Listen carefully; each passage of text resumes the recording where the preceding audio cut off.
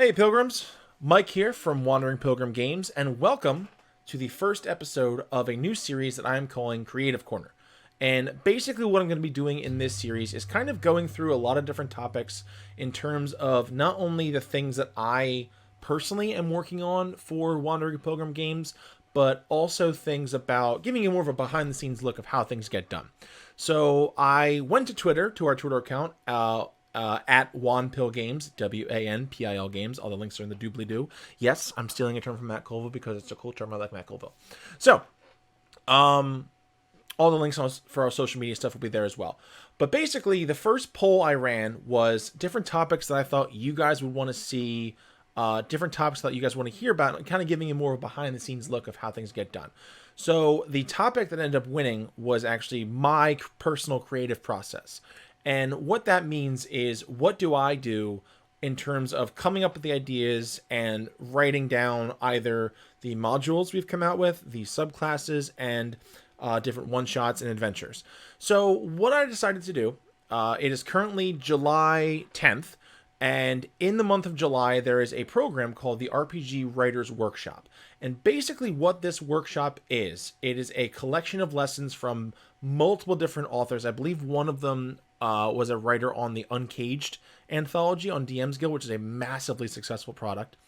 And basically what they do is week by week, they take you through the process of creating a tabletop role-playing game product. So week 1 is your planning stage, week 2 is more or less your writing, week 3 is publishing, week 4 is marketing. There's a whole gamut of topics that I'm really excited for. But the first week topic more or less dealt with something called pre-writing. And me personally, having been a former teacher, I did teach a couple English classes as well as my main subject of social studies. And what I realized very quickly is pre-writing is a skill that not many people talk about, and I feel like not a lot of people take advantage of. And it is such a great skill to have. And when I say pre-writing, it's exactly what it sounds like. It's stuff you do before you actually start writing. And for those of you who are also listeners of our podcast, I've talked about this before, where my roots in role-playing games came from writing on a Star Wars fan fiction role-playing forum. And I had a lot of fun on it, and it was great. My problem then was, being a role-playing forum, you would respond by post. So someone would make their post and their story, you would respond, and so on and so on. And doing that, I got so used to, I would read what this person posted, and I would write as I was thinking it up. Granted, I had some pretty cool moments that came out of it. I had some pretty cringy moments that came out of it. But I realized very quickly that I couldn't ever wrap things up. I couldn't ever come up with conclusions. And it was very hard to keep everything tied together. However, the more I looked into actually fully writing things out, pre-writing helps with that. So what it does is something as simple as just making an outline, which seems so obvious, but for some people, they may struggle coming up with an outline, thinking that you have to have everything written right away. And that's not necessarily true. So in my own personal experience, I definitely do love outlines. And there is a extension that I use from Google Docs. I use Google Docs for everything. It's like my lifeblood. But there is an extension called Lucid Charts.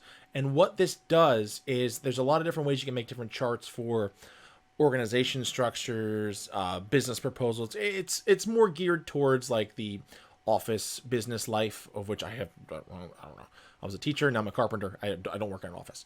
But it's still a great resource, because what I've used is I used a flowchart to create an outline for myself, or as what most people in the Writers Workshop called a mind map, which is sort of something to help you outline, just basically another word for an outline.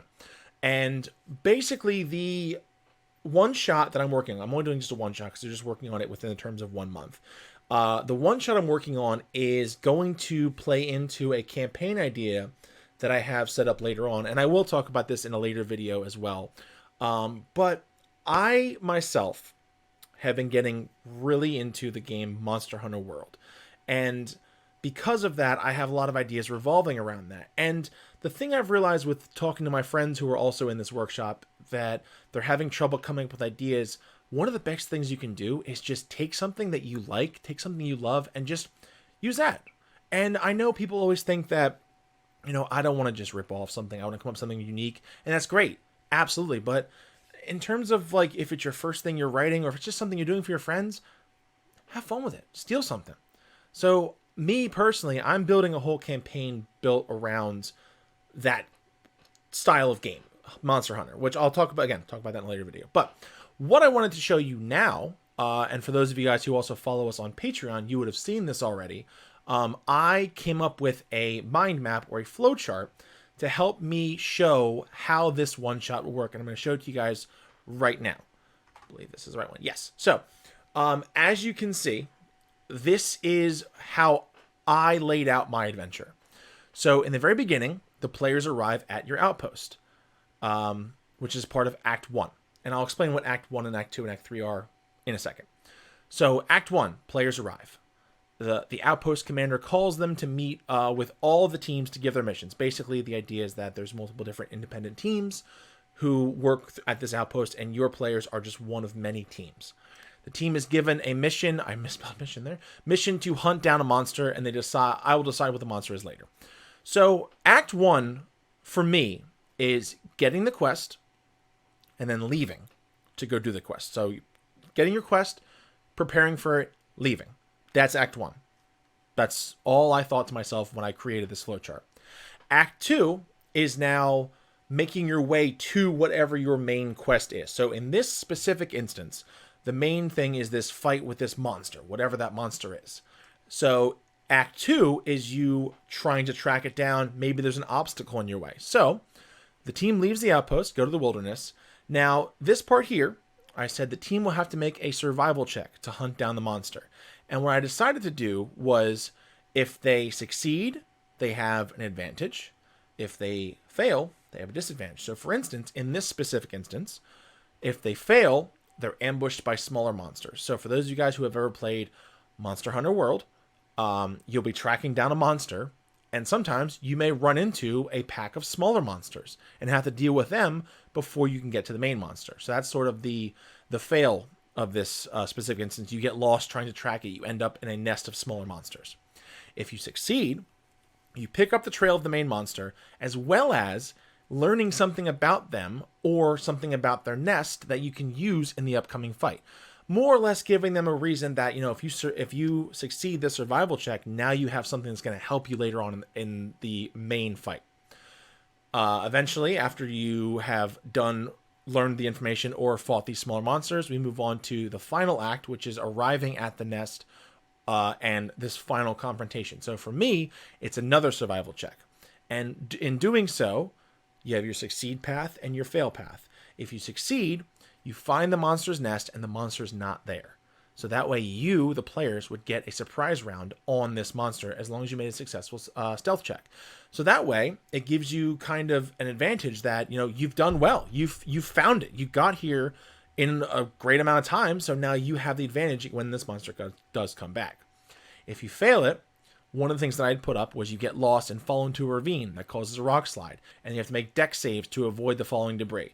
More or less just something to a non-combat encounter. And I'll talk about that again in a later video as well, because I do feel like, as much as I do love Dungeons & Dragons specifically, it's based heavily around combat encounters, and I feel like there needs to be more non-combat stuff. And there are plenty of other games that I do have, and I will talk about, that handle non-combat encounters better, in my own opinion as well.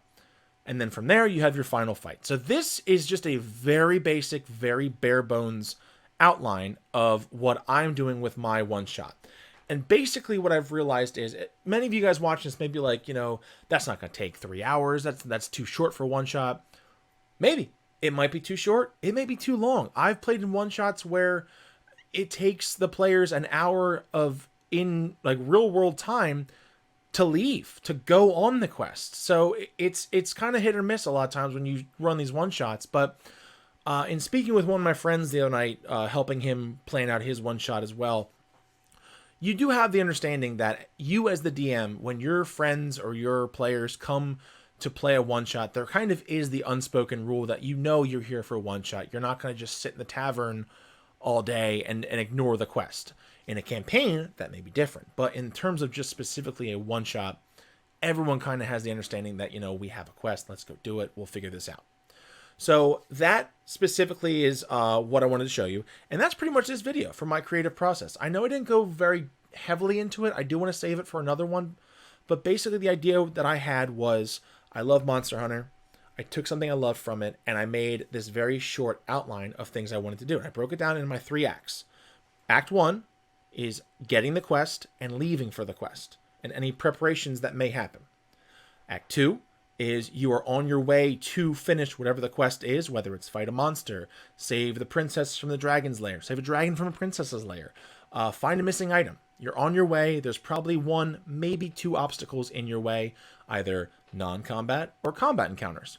Act 3 is ramping up to the final confrontation.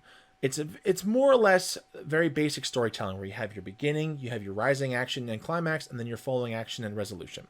At least in my specific opinion, that's how I like to model my one-shots. And I've done this with a lot of my other products as well.